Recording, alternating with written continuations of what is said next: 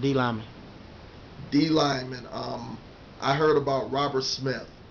I remember seeing Robert Smith coming up, and all of a sudden he got really big, But that was in his bloodline too, because his dad, Lucky Smith, was probably the biggest man that I ever saw in the city of East Chicago.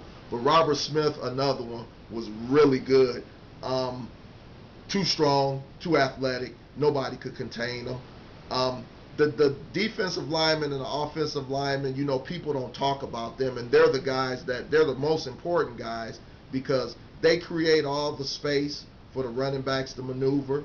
They give the quarterback they give the quarterback time, and then from a defensive standpoint with Robert Smith, he caused so much havoc with the offensive line, with the running game, and with the quarterbacks because of his athletic ability and his just brute strength.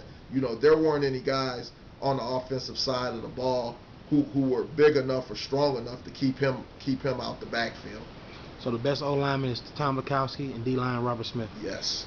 Okay. Linebacker.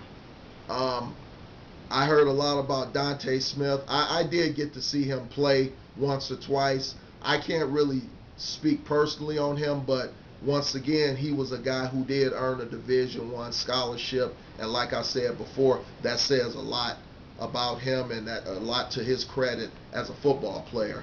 Um, Dante Smith was a really good linebacker, good size, good speed, good athleticism, which is what you need to be a great linebacker. All the great linebackers that we've seen in the NFL all had good size, and they were all really quick and very athletic. And Dante Smith definitely fit into that category.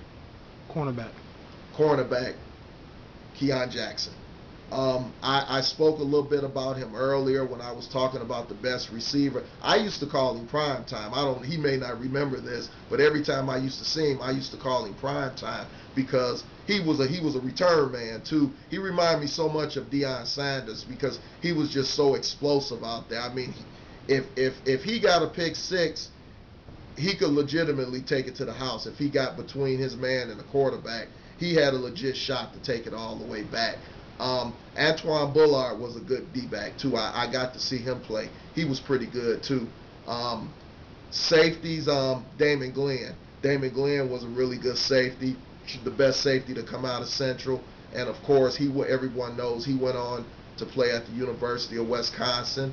They gave him a full scholarship, and he happened to go during that era when Wisconsin was really good, and they made it to the Rose Bowl that one season.